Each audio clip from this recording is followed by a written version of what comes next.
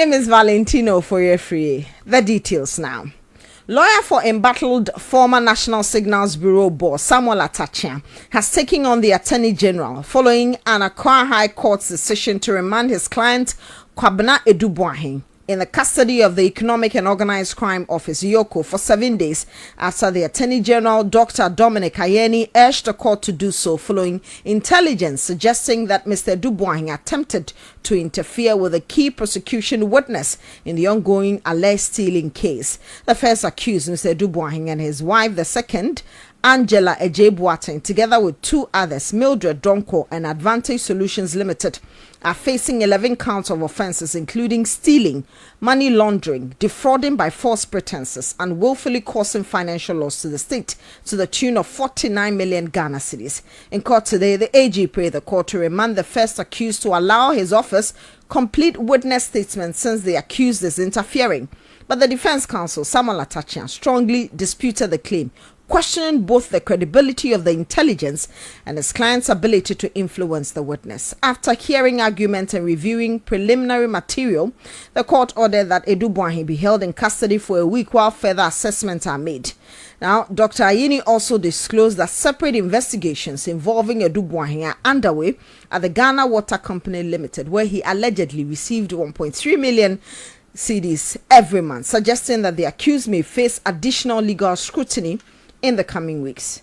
Now, the two others, Angela Ejebuaten, the wife of Kwabena Eduahim, and Mildred Donko, a former bank relations officer for the couple, have been granted bail. So after today's ruling, Samuel Okatakyie described the client's prosecution as a travesty of justice.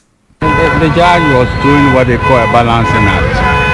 It's not on the strength of what the Attorney General has, but on the fact that you don't have to toy also with the liberty of the individual. So what the Attorney General wanted, the judge said no, it's too long. So just use 7 days and whatever you think is residual to whatever you've done, and then come before me. But you see, this undermines totally what they are touting in the press, that they've gotten all the evidence against them and they should even come for plea bargaining. This is a lottery of a trial. That we should all look at it from the perspective of the razzmatazz and the theatrics. This is a very painful somersault for the Attorney General. You say, I want more time. A man has been arrested 20th of May. March, sorry. And he got bail on the 8th of April. So was the EOCO sleeping on the matter? Well, he was pleading for 14 days. So that they do, experiment with somebody's liberty. The guy said no. And the farthest you could have for the moment, is 7 days. Is it the case that the surveillance and intelligence Dr. Ayeni mentioned on Wednesday indeed has some weight, reason why Mr. Eduahim has been... What is the surveillance and the rest of it? If today Eduahim is stronger than EOCO and Eduahim is stronger than the national security, then President Mahama is not safe.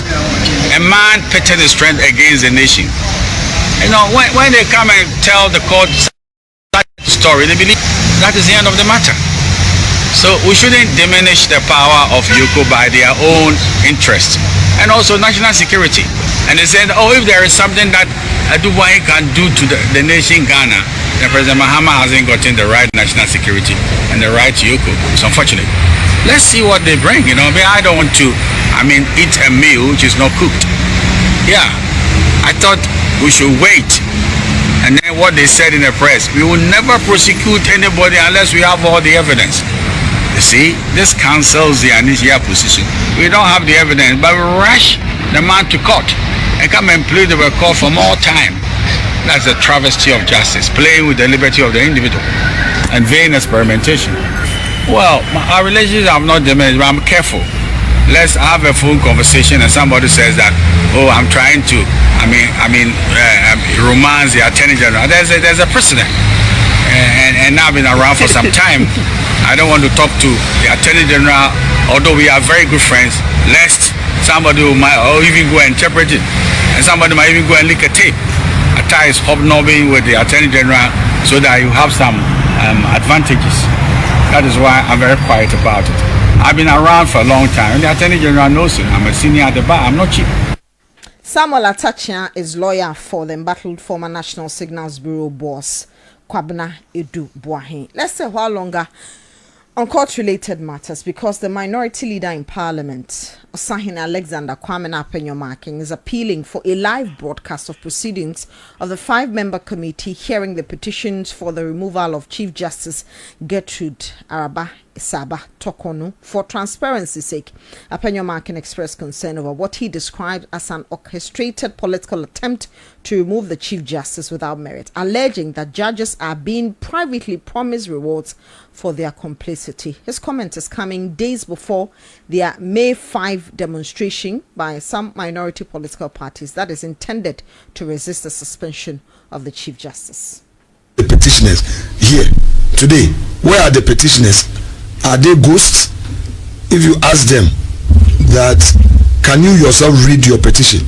Do you know? I pray that day comes where this so-called committee hearing, and I pray that the hearing is done public. Though that provision in the constitution that talks about in-camera hearing, it is if the affected individual, the CJ, says, look, I want to waive these rights, make it public. And I think that is what we should all insist as a nation. I wouldn't want to leave your studio a hypocrite. I want to leave your studio consistent with the views I express and let my conscience guide me. I have said ab initio that the time has come for us as a nation to leave behind us that era of retaliatory politics. That's the minority leader, Alexander Kwame. Let's speak to a constitutional lawyer, Paul Kumi, because they say the law is the law. And what does the law say on this public hearing of the petition for the removal of the Chief Justice? Mr. Kumi, good evening to you. Thank you very much, Counsel, for your time on 505. Good evening. How are you doing? I'm fine, thank you. Thank you for asking. I hope you're doing well yourself. I'm doing well. And belated Workers' Day as well. Yeah, thank you. Okay. I'm sure you are going to work harder. and your compensation will also go up. So let's find out. This plea or appeal, we want to know who these petitioners are and the fact that there should be a public hearing or broadcast. Is it in law? Is it situated in law? I think that some of our lawyers are making arguments more politicians than any fidelity to what the law says. Indeed, you had this mention of stated. Counsel, I seem to be losing you intermittently. If you can reposition yourself for me, I'll be very grateful. Are you there? Yes, I'm here. Yes, fantastic. Fantastic. This is far better. Thank you very much. Yeah, so the point I was making is that you made reference to the law is law. And indeed, this was a statement that was made by the suspended Chief Justice. Mm-hmm. So when we come and we making any statements, mm-hmm. are we making those statements referable to the law? Or we making those statements as our preferences as over the law? Okay. So that when he is even making references to the petitioners, mm-hmm. and even going to the extent of more or less bastardizing those petitioners, mm-hmm. and saying they are even unable to read their own petition. Mm-hmm. Has he found any of them? Has he spoken to any of them to the extent that that person couldn't read? Because as he speaks, he says he doesn't know them. He says, are they ghosts? Yes, he is asking whether they are ghosts. You understand what I'm saying? There is a certain genteel way which these politicians will want this otherwise completely circumscribed manner of going about this CJ suspension or dismissal. There is a way which is described in the Constitution as to how it must be followed. And it is stated clearly that this particular session should be in camera. It is not a preference of anybody. So when he creates the impression that the CJ can waive her rights and say she prefers this whole thing to be done in public, that is a complete misinterpretation of the law, of the Constitution. The Constitution never says anywhere that if the CJ or the particular person who is being accused of any malfeasance or misbehavior, he could opt to say, I don't want any in-camera hearing, but I want it in public. There's no such provision. So why should we have a lawyer and a minority leader, for that matter, pushing this agenda and more or less creating the impression that if this is not done, then it means that justice is not being pursued? I do not think we should be doing such things to ourselves, be they partisan politics or whatever. There must be fidelity to the law. If the intention, for instance, the Chief Justice, the former Chief Justice of Afrifa, came out openly, and that was at the Constitution Review Committee. She has come to say that the Constitution as it is now may not be fair to a CJ. And so she has gone to make some proposals as to what should be considered. Because this whole story about the president removing the CJ because he wants to have a third term, where does that one also come from? The minority leader said it. Come again? The minority leader said it again. Yes, because there's no such provision. What role does the CJ play in making a determination whether or not the president can have a third term? Our Constitution is clear that one can do only 2 terms, whether they are successively or they are in separate parts. In the case of John Mahama, he didn't have a successive 8-year term. So now that he is there, he's going to enjoy another 4-year term, and that will be the end. If we intend changing anything in respect of the constitutional provision, would you give him a third term? This is part of the entrenched clause. It will have to go for a referendum for Ghanaians to say they agree or they don't agree. So where does the Chief Justice come in?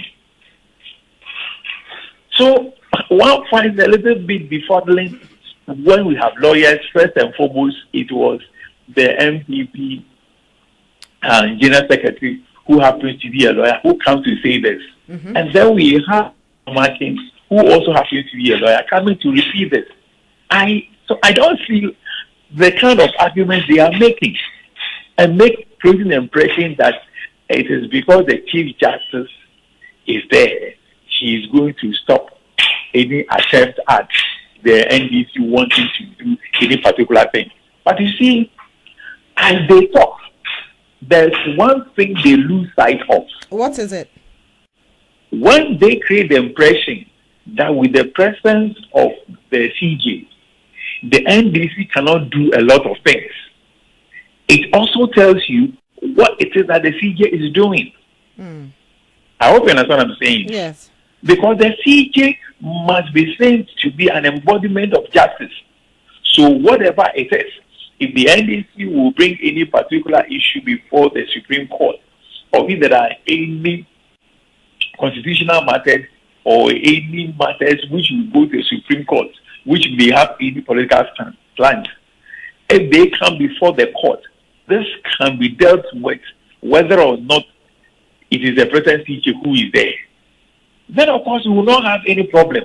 But when you go on saying that the NDC wants the present CJ to be away, because if she remains there, the NDC will not have its way, then it means that the CJ is also serving of another political group. I will not mention the NPP, I will not mention the CCP or anything, but that is what it means.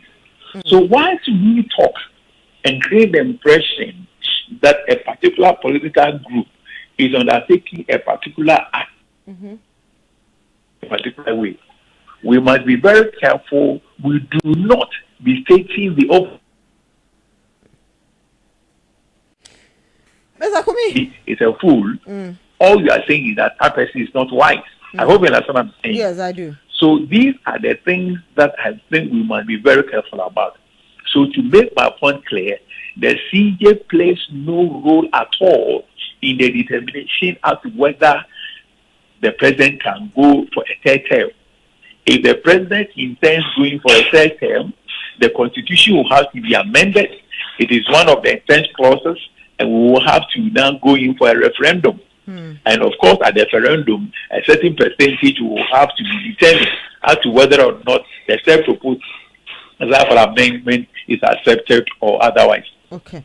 So I don't see how the CJ comes in because the president wants to have a third term. Okay. I don't know. Of course, I'm a lawyer. I'm learning, and I'll be more than ready for them to, as it were, educate me as to how the CJ plays a role in stalking the president from getting a third term, which he intends to. Okay. So the minority leader says that for transparency's sake, just like the Ghana Bar Association issued a press statement 2 days ago, they want the immediate reversal of that decision by the president to suspend the Chief Justice because they say it is unconstitutional. The minority leader says that for transparency's sake, this action is also unconstitutional and that there should be a live or broadcast of the processes, even though the Constitution says that we don't even have to know the content of the petition and even those behind the petition. Okay. I will personally not want to make references to earlier happenings which the Ghana Bar Association, of which I'm a member, happen to have been very much aware of. They were all in Ghana. They never traveled outside of Ghana. They heard what happened to some persons. Charlotte say, the Auditor General, and many other persons. And the 3 High Court justices. Thank you very much. And all these persons, our leadership was there.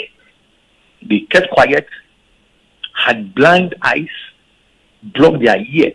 But of course, I'm not going to use that as a justification to say whether or not what they are saying is right. But before again, you continue, did you vote? Were you there?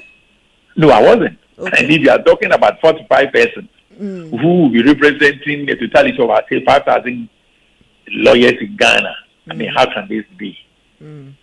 I hope you understand what I'm saying. Yes, so we even have a huge problem in respect of that particular resolution which was supposedly passed. No. Okay. You know, but they of don't course, even form a as an entity, but of course, as an entity, because they had met and a resolution has now gone ahead, right? It is presumed that until otherwise determined, that is the stance of the GBA. But of course, but does the number even form a quorum?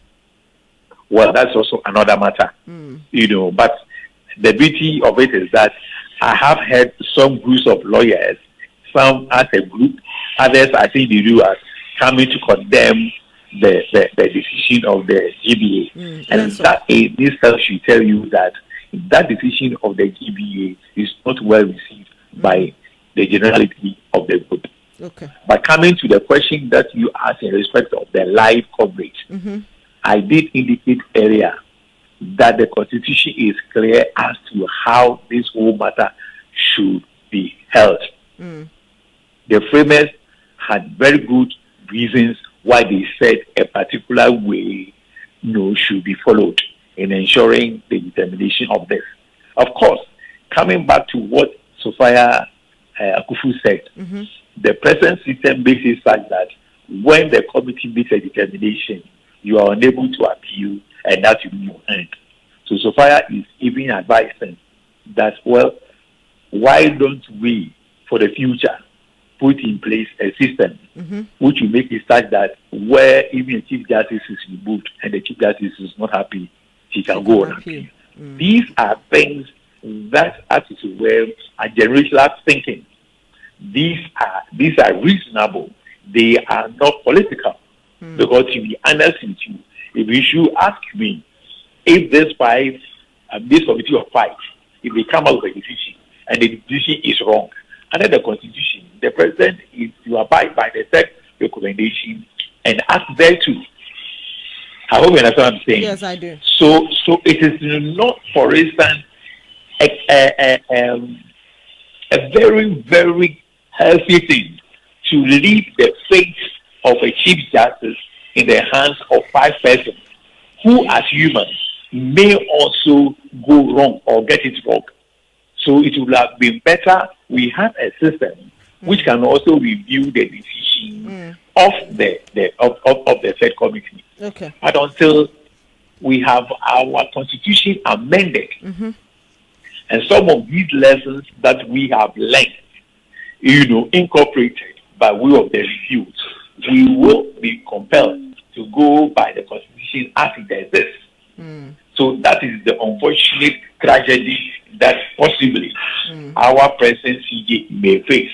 Because if there are going to be any amendments or any changes to the constitution, that will be after we have voted or after there has been a referendum as regards the various changes or suggestions that would have been made to make the constitution better. But until that is made, the constitution never says that the CJ on her choice will say that I want this thing to be done in the open. No, the constitution didn't say that. Okay. The constitution is clear that this thing must be done in camera, and so must that be. Okay. Otherwise, if you should do anything differently, somebody will also go to the Supreme Court and say that this is what the constitution is saying, something differently is being done, and so it is unconstitutional, and that can also create another turmoil, which should not be the case. Well, we'll see whether this will come before the Constitutional Review Committee that is currently working. And then yes, there has been. I mean, yesterday, I think last 3 days, there was some senior legal person who appeared before the committee, and they made some very insightful suggestions. And as I did say, it is time that Ghanaians got a bit away from all the day-to-day politicking. For instance, when you call me now, you're asking me of my professional view about the issues at stake. I may be for the MPP, I may be for the NDC, but when you should ask me questions, you have not called me to be the communication secretary to either the NDC or the MPP. And so we should at least learn to be truthful and be candid, so that when we are called to make comments in respect of particular issues and where our professional expertise are required, we do so, but not to just hide under our supposed professional expertise and rather pursue, a certain negative or curricular agenda. It doesn't help us. And I pray that Ghanaians become truthful, and as and when their expertise are required, they will be truthful and do so. Very grateful, Mr. Paul Kumi, for your time. It's always a pleasure talking to you. That's a constitutional lawyer, Paul Kumi.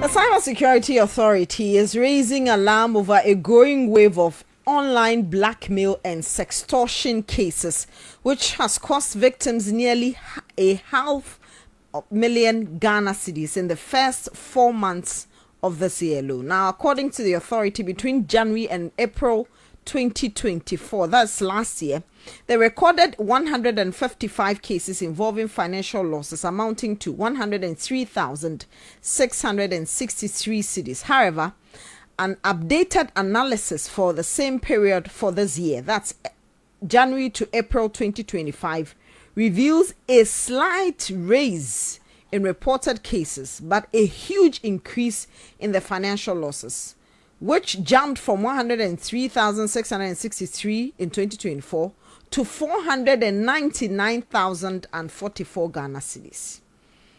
Now, my colleague Dr. Desmond Kofi Annan has joined me in studio with excerpts of that press statement released by the Cybersecurity Authority. So, Doc, let's look at what measures or methods these people are using to blackmail or in their sextortion cases? All right, thank you very much, Val. According to the Cyber Security Authority, these 4 pointers are basically what these actors or threat actors, as they describe them, use in extorting or doing all sorts of things in the space. Okay. One, it said the threat actors usually create fake social media profiles, Okay. using attractive photos to lure victims, often pretending to be someone looking for romantic relationships. Okay. Just like at first people used to do pen pals and all that, but now exactly, it's either beautiful woman's picture when the person behind like is yourself, not, when the person behind is like a male. Exactly. Right? Okay. Exactly. Two, after gaining the victim's trust, they initiate explicit video calls or solicit private photos. Okay, so they ask you to send me pictures of yourself, but do they send pictures of themselves, or No. they will give you fake pictures? Exactly, maybe.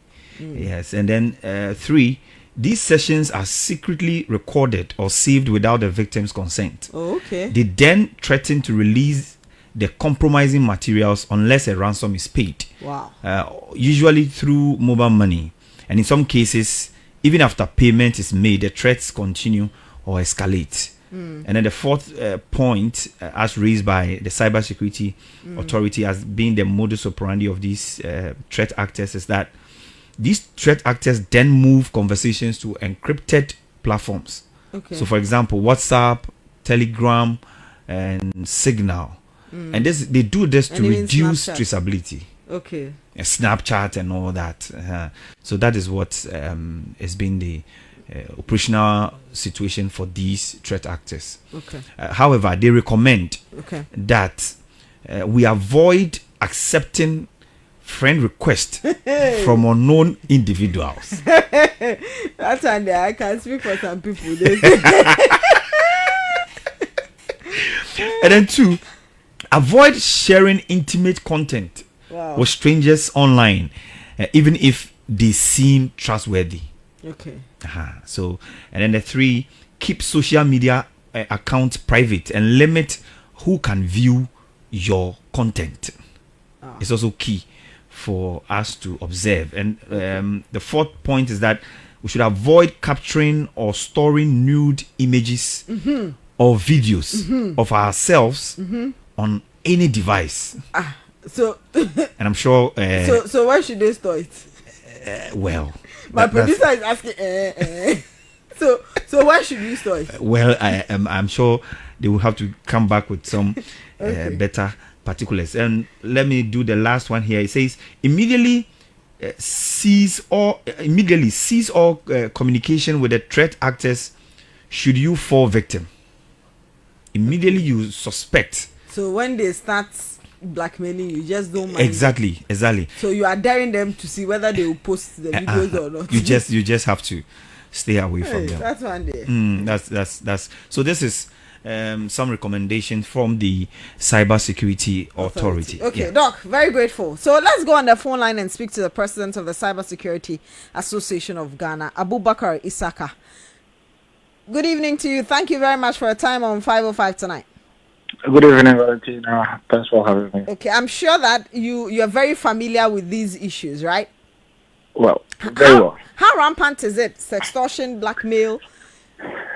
All right. So initially, I'll get into your cherished listeners, but I would say that this sextortion and blackmail does not even reflect the true reflection of the case on the ground. Oh, really? This is only the reported cases. So there are more? No, there are more. Wow. So we are actually in a very challenging times now. So it calls for more strategic approach deliberately to tackle it. One will say, why is it on the increase? Well, the Ghana Statistical Service coming up with the data that clearly indicates that the internet users constitute more than half of the Ghanaian population. Okay. This is one reason. Okay. The second reason is the adaptation of technology, the adaptation of using the online platforms.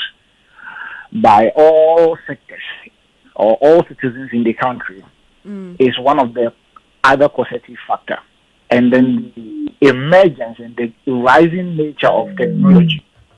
Today, when you sleep and wake up, a new technology has emerged. We are now dealing with artificial intelligence. We are dealing with IoT, Internet of Things, and a whole lot of advanced technology. This is what is causing all these things happening. So now we have the internet at our doorsteps now. Now that is the challenge we have to be confronted with. The Cyber Security Authority is giving some advice that, okay, they tell us how these people operate. They create social media accounts. They gain your trust. They then begin to tell you to send them videos or pictures. They begin video calls with you, and then they secretly record it and start blackmailing you, and now move the conversation to encrypted platforms. Yes. Then with what is happening, you say that you're not really safe on social media, are you?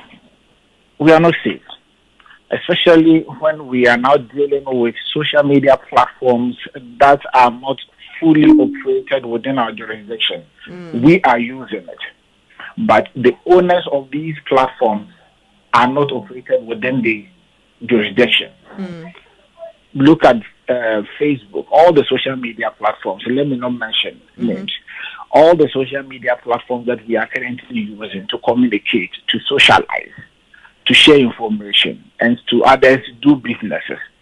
They are being managed by other countries. So we have trans-border challenge here. So even if we have data protection concerns that has to do with our members, unsolicited messages or threat to release intimate content or private content of a victim, once you push the investigation down the lane, it happens that the owners of the platform is outside the jurisdiction. So it brings in these challenges to us as well. However, I will say that this is alarming. If you have more than 100 and something last year, talking about the first quarter, and now we are having 499. 400, yeah, let me just use 500,000 cities. So this is, should I say 500% increase or 400% increase? Yeah. This is highly, I don't know the right word to use. Maybe you have to help me out with it. But it has increased beyond imagination. This boils down to the fact that, Valentina, we need to embrace a deliberate capacity building, awareness creation to our citizens. Okay. Because the law is explicitly clear.